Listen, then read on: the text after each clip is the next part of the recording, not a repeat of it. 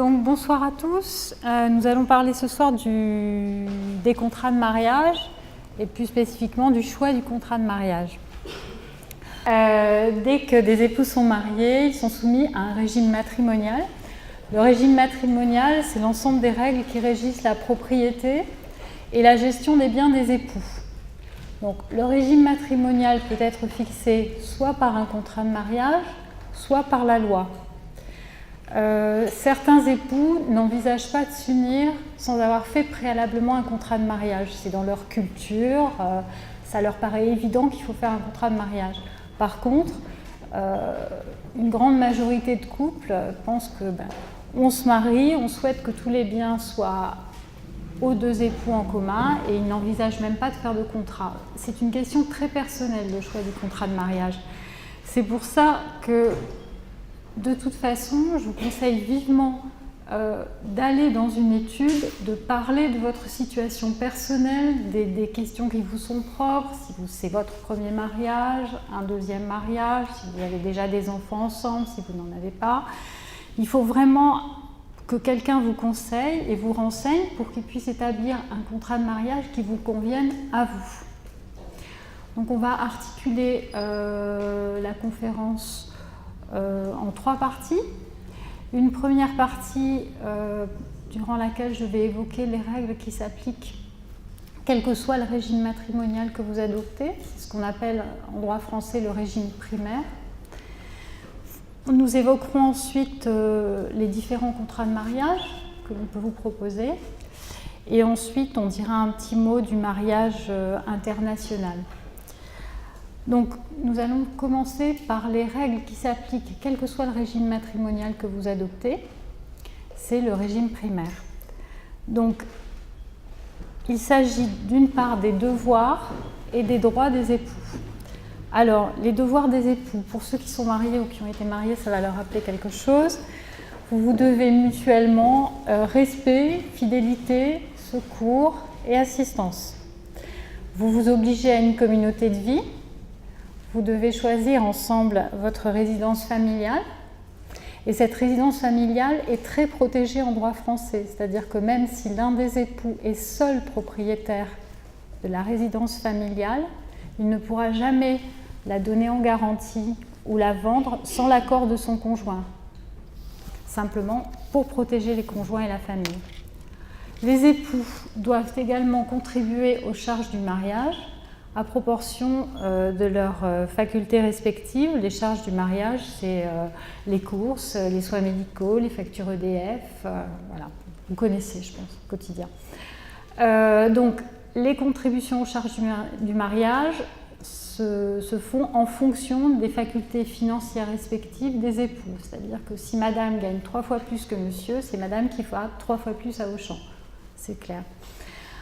Les époux sont tenus également solidairement des dettes contractées pour l'entretien du ménage ou l'éducation des enfants. C'est-à-dire que même si un des époux passe seul le contrat relatif à ses dépenses, les deux sont tenus.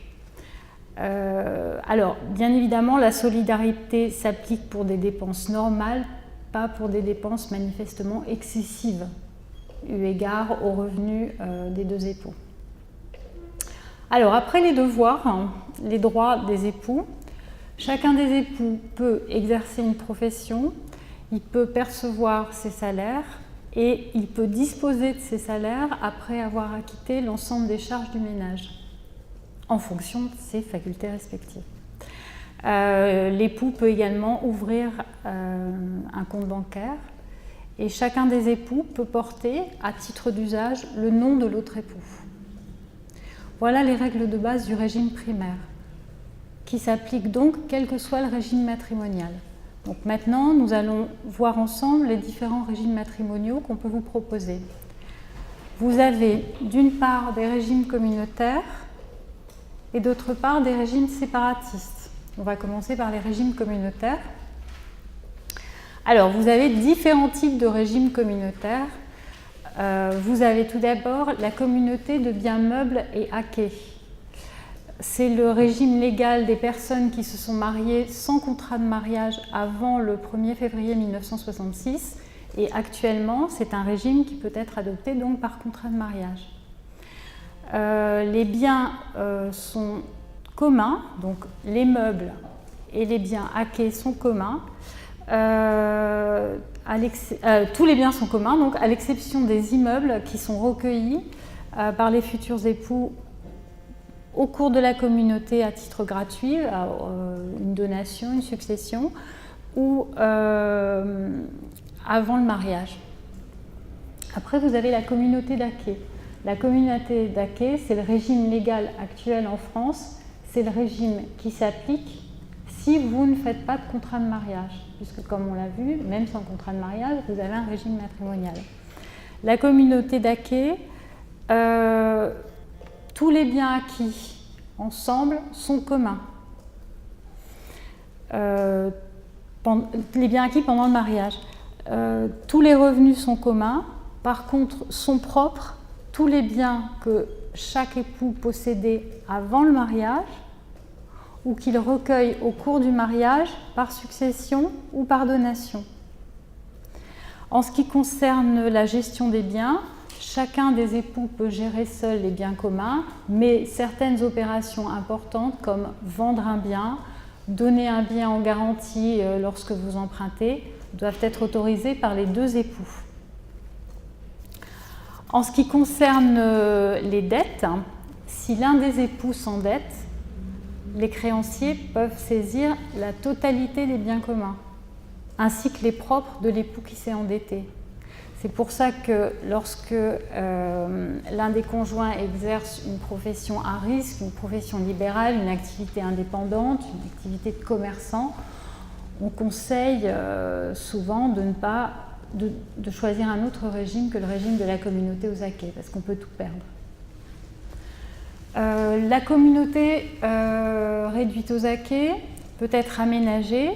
On peut insérer, cette fois-ci en faisant un contrat de mariage, différentes clauses qui permettent de modifier le régime de la communauté d'acquis pure et dure.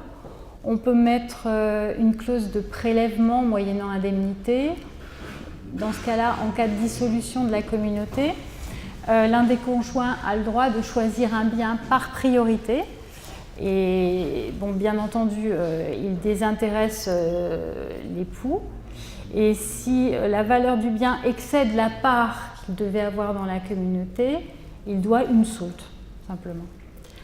Vous pouvez aussi avoir une clause de préciput, celle-ci est beaucoup plus avantageuse. Elle permet au conjoint survivant de prélever dans la masse des biens un bien de son choix ou une somme d'argent sans rembourser les autres héritiers. Donc ça, c'est déjà un avantage beaucoup plus important. Vous avez une clause classique que vous connaissez sans doute, la clause d'attribution intégrale de la communauté. Le survivant des époux recueille sa part de communauté, mais aussi l'autre moitié, soit en propriété, soit en usufruit. C'est une clause qui va souvent avec le régime de communauté universelle. Donc vous voyez, on peut moduler son régime de communauté d'acquis. Ensuite, vous avez par gradation la communauté universelle. Alors là, tout l'actif et le passif est commun, c'est-à-dire qu'il y a une seule masse de biens pour les deux époux. Tous les biens meubles, immeubles que les époux possédaient avant le mariage et qu'ils achèteront ensemble après le mariage sont communs. On tombe même dans la communauté, sauf si les époux ne le souhaitent pas, les effets personnels de type bijoux, vêtements, et même peuvent tomber dans la communauté, si les époux le souhaitent, les actions en réparation de dommages corporels, toutes les actions personnelles. Pour les dettes, c'est la même chose. La communauté universelle supporte définitivement toutes les dettes, quelles qu'elles soient. Cette communauté universelle est rarement choisie comme régime matrimonial initial. En général, on a des gens qui qui changent de régime matrimonial lorsqu'ils arrivent à 60-65 ans.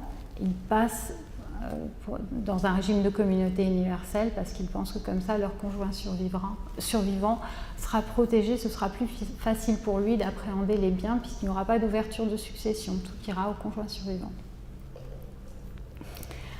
Ensuite, après avoir vu ces différents régimes communautaires, vous avez des régimes séparatistes. Alors le régime roi, c'est la séparation de biens, donc chaque époux a son patrimoine. En ce qui concerne l'actif, donc chaque époux conserve l'administration, la jouissance, la libre disposition des biens dont il est propriétaire. Tous les biens acquis pendant le mariage par l'un des époux lui sont propres. Et il y a des biens qui peuvent, si les biens sont achetés en indivision par les deux époux, le bien appartient aux époux en fonction de ce qu'ils apportent pour acheter le bien. Si chacun des époux amène 50% du prix du bien, le bien appartient en indivision à concurrence de 50% à chaque époux. Pour le passif, il n'y a pas de passif commun. Seul l'époux qui contracte la dette est responsable de sa dette et doit rembourser, avec toujours l'exception les dépenses bien sûr qui sont faites pour l'entretien du ménage, l'achat d'une machine à laver, la facture EDF, et bien entendu les dettes fiscales, parce que par contre pour les dettes fiscales, quelles qu'elles soient, les époux sont solidaires, quel que soit le régime. Alors, la séparation de biens, on la conseille souvent lorsque les époux ont déjà été mariés une fois, se remarient, surtout s'ils ont des enfants chacun de leur côté. Ça permet vraiment d'isoler les patrimoines. Vous avez un autre type de régime matrimonial séparatiste, la participation aux acquêts, qui a un aspect à la fois séparatiste et un aspect communautaire. La participation aux acquêts pendant le mariage, c'est une séparation de biens pure et simple. L'aspect communautaire apparaît à la dissolution du mariage, soit au décès, soit au moment du divorce. Chacun des époux participe pour moitié à l'enrichissement de l'autre. Ça donne lieu à un calcul de créances. On compare le patrimoine final de chaque époux. Le patrimoine final, c'est tous les biens qui lui appartiennent au moment de la dissolution de la séparation.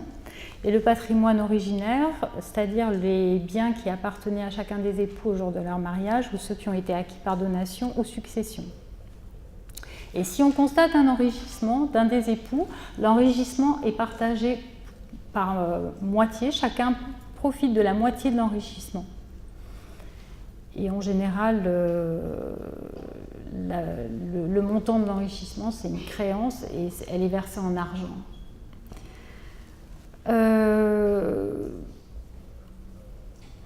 Peut-on passer d'un régime à un autre? Oui, vous pouvez tout à fait modifier en cours de mariage votre régime matrimonial. Il faut que vous soyez mariés pendant 2 ans. À partir de 2 ans de mariage, vous pouvez changer de régime. La procédure est assez simple, c'est un acte notarié.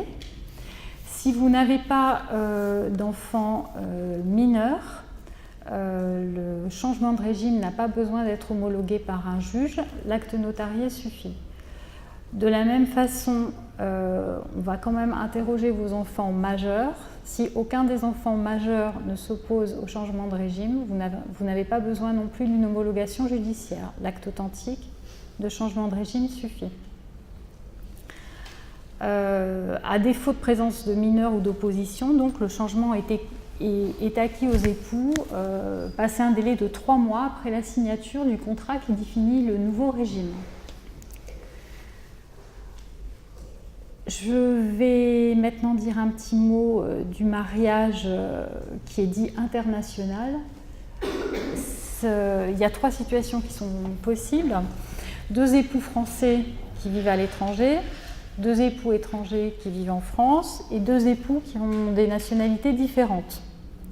Alors, déjà se pose un problème de reconnaissance du mariage. Comment le mariage peut-il être reconnu dans le pays de résidence ou de nationalité des époux? pour être reconnu, le mariage doit obéir aux règles qui s'appliquent localement, les règles du lieu de célébration du mariage. En France, par exemple, le mariage ne sera reconnu que si les deux époux étrangers qui souhaitent se marier en France se marient à l'état civil français, devant l'officier d'état civil. En ce qui concerne les effets du mariage sur la nationalité, en France, il n'y a aucun effet automatique. Par contre, si un étranger épouse un Français, il peut, après 4 ans de mariage, demander à acquérir la nationalité française, à condition de pouvoir justifier donc d'une communauté de vie affective et matérielle et de pouvoir justifier d'une connaissance suffisante de la langue et de la culture française. En ce qui concerne la détermination du régime matrimonial de ces époux, il faut distinguer 2 cas, la présence d'un contrat de mariage, l'absence d'un contrat de mariage. Si les époux ont passé un contrat de mariage, c'est beaucoup plus facile. Donc la plupart des droits reconnaissent aux époux le droit de choisir leur régime matrimonial et de définir contractuellement l'organisation de leur vie. Donc dans des pays comme le nôtre de tradition civiliste, les futurs époux choisissent leur régime dans un contrat de mariage. Dans des pays dits de common law comme la Grande-Bretagne, les États-Unis, le Canada, la notion de régime matrimonial n'existe pas, mais ils ont des contrats de type contrat prénuptial dont l'objet recoupe globalement celui des contrats de mariage, avec des possibilités de faire des choses que nous, en France, on ne peut pas faire dans des contrats, comme fixer d'avance les pensions alimentaires en cas de rupture du mariage. Au bout de 2 ans, vous touchez tant, au bout de 3 ans, vous touchez plus. Enfin, bon, je pense que vous avez vu des films. Dans les films américains, on parle beaucoup de ce type de contrat. En l'absence de contrat de mariage, c'est beaucoup plus compliqué parce qu'on va rechercher l'intention des parties et quelle est la loi que les époux implicitement ont décidé de choisir pour définir leur régime matrimonial. La seconde complication, c'est qu'on distingue 2 périodes, avant le 1er septembre 1992 et après le 1er septembre 1992. Pour les époux qui se sont mariés avant le 1er septembre 1992, le principe, c'est l'autonomie de la volonté, c'est-à-dire qu'on cherche la loi que les époux sont réputés avoir implicitement choisie. Le critère retenu pour définir la loi, c'est la loi du premier domicile des conjoints, en fait. Donc, pour que ce critère soit vraiment choisi, il faut quand même qu'il y ait une notion de stabilité. Pour les époux qui sont mariés après le 1er septembre 1992, les règles qui sont applicables ont été fixées par la Convention de La Haye de 1978. Et le grand principe, c'est que la loi applicable est la loi de l'État sur le territoire duquel les époux ont fixé leur première résidence. Et là, il n'y a pas de notion de stabilité. Donc, si les époux ont décidé de vivre en France, eh ben, leur régime matrimonial sera la communauté d'accueil. Donc voilà, j'ai essayé de vous donner les règles. Maintenant, je vais vous laisser poser les questions que vous souhaitez. Mais en tout état de cause, c'est un problème qui est difficile et c'est un problème qui est personnel vraiment à chaque couple, le choix d'un régime matrimonial. Donc même si vous ne voulez pas faire de contrat de mariage, allez chez un notaire qui vous exposera gracieusement les règles qui peuvent s'appliquer à votre cas. Et je pense que ça pourra vous aider.